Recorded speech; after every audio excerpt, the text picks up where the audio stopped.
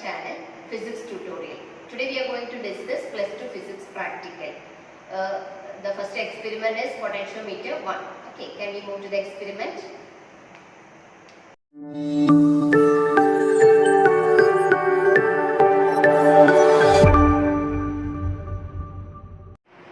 today we are going to discuss the potentiometer 1 experiment. Okay, for exam the aim of the question will be the question itself, because we will have a question to compare the EMF of two primary cells. So that can be written as the aim in your answer sheet. Okay, so that the two primary cells means one will be Leclanche cell and the other will be Daniel cell. So these two cells will be having the EMFs E1 and E2. So that we have to compare in the first experiment. That means potentiometer 1 experiment. Okay, and the next things you have to write in the answer sheet are apparatus, then principle, theory, that everything you have to write down, and the principle means only the necessary thing, that equations you have to write down there, and then tabular column, and the main thing is circuit diagram. These all things should be included, and then you have to calculate the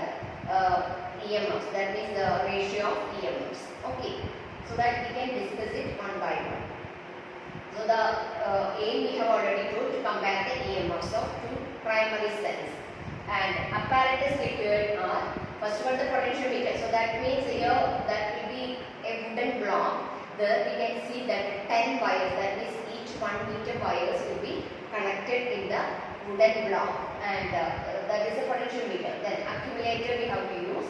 Then the main thing is that the accumulator should have a value more than the EMF of primary cells. So that will be always more, otherwise we will get some error in the values. Okay, and the given primary cells, that means Leclanche cell and Daniel cell.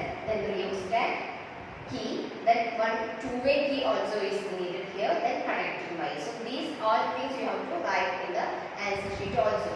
Okay, then which principle is used? So that things you have already studied in the theory part, isn't it? So which principle is used in the potentiometer? Yes, when a steady current flows through a potentiometer, the EMF of the cell in the secondary circuit will be proportional to balancing length. That means when a steady current is flowing, E1 will be proportional to L1, E2 will be proportional to L2. That means the EMF will be proportional to the balancing length. So only this equation we are using for comparing the EMF of two cells. Okay, that means E1 by E2 should be equal to L1 by L2. So in this experiment we have to calculate L1 and L2.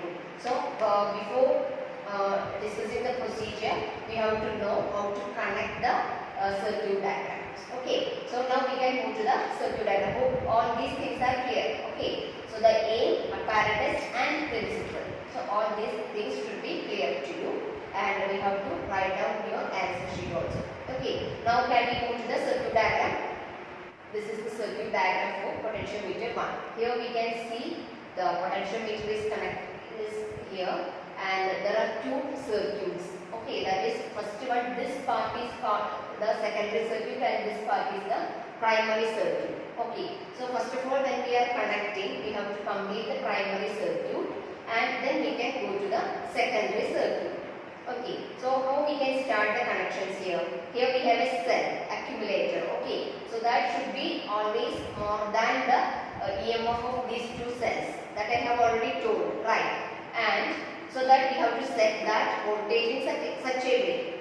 Then we will connect the negative end of the cell to the key, one side of the key. For key there is no positive or negative, so we can connect it anywhere in any side. So this is a single key, right? So there will be two terminals, so one end we are connecting to negative, and the other end of the key, that is going to one side of the rheostat. So in rheostat, here we can see three connections. Okay, so like this, one end is connected here, other end is connected to this side, and we can see a top connection like this also, right? So whenever we are connecting, you should always connect only two ends in a rheostat. Okay, so in this case, one key, that means the one side of the key we are connecting to this side. Okay, so whenever we are connecting to one side, the other connection should be on the top, isn't it? So that, and don't connect in the same side. Suppose here we have two connections here. In this lower portion we have a connection, on the upper side also we have a connection. So whenever we are doing two connections in a rheostat, don't connect in the same side. So in opposite sides you have to connect. Below portion means in the below side itself you have to connect it. So this connection is the lower portion, these two. So there you can see two terminals, two connections on the same potential, so that the other will be on the top. So this arrow mark will be always shown that top connection, so that we will connect from the lower portion to the key, and the upper portion of the rheostat we should connect to end B. Okay, another end we have to connect. Is it clear? So this primary circuit is over now. So that should be a closed circuit. Right. Now we can move to the secondary circuit. I will explain it once more because this is very important. Whenever you are connecting, don't make too much connections. That means don't tight it more. You can just twist the wire once and then we can make the connections tight only. Sometimes you will make many foldings. So don't do like that. That means the air gap will be formed in between, so that it is very difficult to get the values. Otherwise, easily we can find the value of E1 by E2. Okay, so that be careful whenever you are doing the connections. Remove the insulations clearly and just make one turn and then make it tight. Okay, so here we have that the negative of the cell. Negative of the cell is connected to the key, and other side of the key we are connected to the rheostat, lower side of the rheostat. From upper side of the rheostat we are connecting to the other end. Okay, other end means in the case of potentiometer, both end A and B will be in the same side. So don't be confused with that. Here like this we will get. Suppose here we have end A, the wires will be connected here, and end B will be in the same side. Okay, so this is end A and this is end B. So we have to connect to this end. Clear? And now we can move to the secondary circuit. So the secondary circuit also should start from the cell positive. Okay, so this is our secondary circuit. Here we have to include the primary cells, that is Lagrange cell and Daniell cell. Suppose we are starting from the positive of the cell, how we can connect? Here we can see the end A. In end A, we can see three connections. One connection is coming from positive of the cell, and other side from other connection is coming from the positive of Lagrange cell and positive of Daniell cell.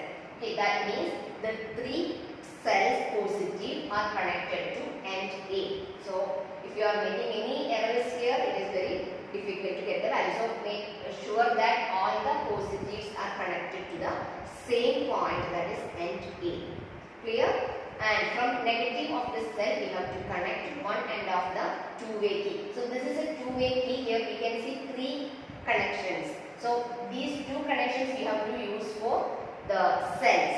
So one Lagrange cell negative we can connect to one end, and Daniell cell negative we can connect to the other side of the two-way key.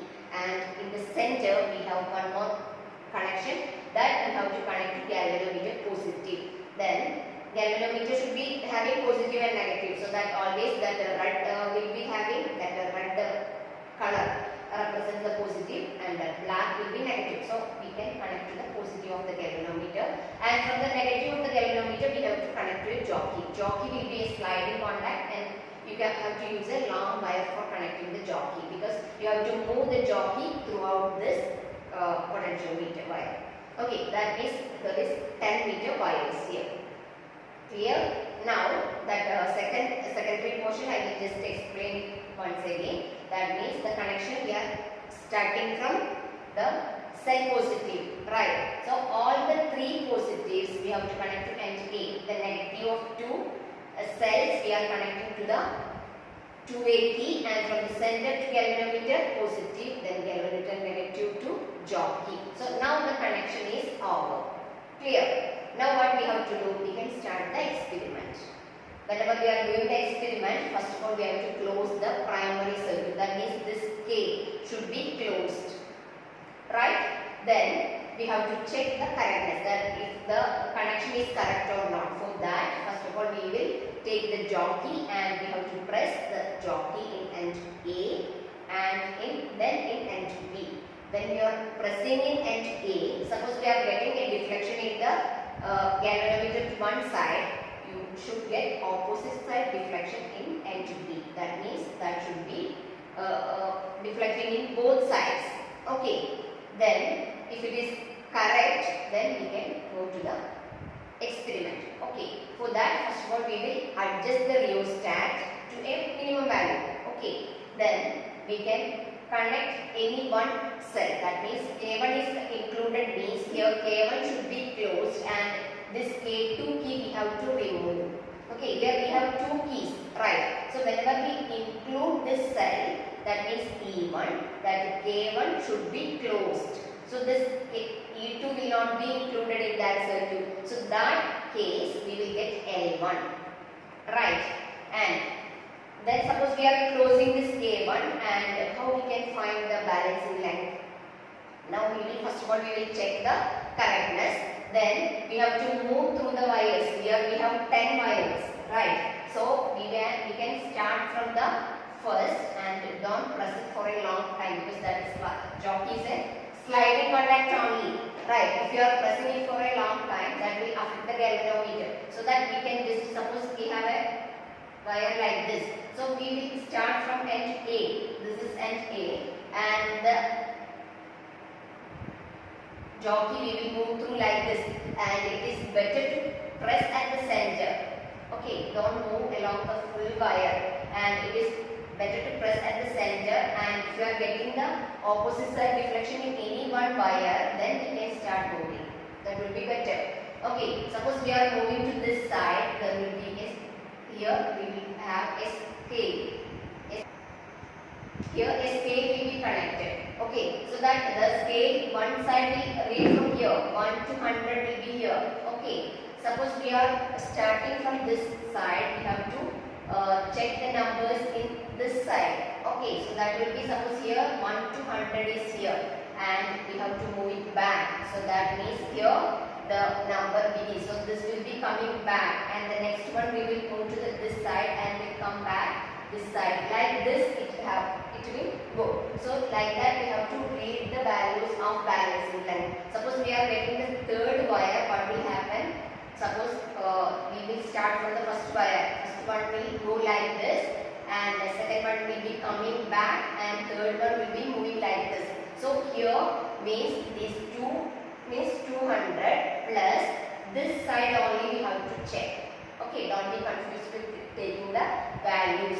So that we have to look like this. First wire will go like this, opposite. Second one will be coming back. That means odd numbers will be going to that side. 1, 3, 5, 7 like that. That will be moving to that side. So the upper scale we can check. That means which scale is reading from this side. That you can check. And in the case of even numbers, that means 2, 4, 6. If the line is second one, fourth one, sixth one like that, we have to check the other side. That means the one side of the scale will be starting from here, 1, 2, 3 like that. So this side we have to check. Okay, like that we will see. Suppose we are getting the third wire is 200 plus this value, or if it is in sixth wire, that will be 500 plus this value. Like that we have to find the balancing length. So now we can write the balancing length L1, and for the first case. And then without changing the rheostat, we have to find the L2 value also. How we can find L2? Then K1 should be closed and K1 should be open and K2 should be closed. So this is K2. If we are closing this K2, E2 will be included in the circuit. Okay, so that how we can do? In the same way we will repeat the experiment to get the balancing length of L2. Like that we will repeat the experiment for different values of rheostat. Rheostat we will generally move, and for different values of rheostat we will find the values of L1 and L2. Then we can find L1 by L2 L2 in that tabular column. So here we can write L1 and L2 in centimeters, then L1 by L2 that we will calculate. There will be no units because that will get cancelled. Okay, so find the mean of L1 and L2. Now our experiment is almost over. Now we have to check E1 by E2 because we have to check the values of E1 and E2 by using a multimeter.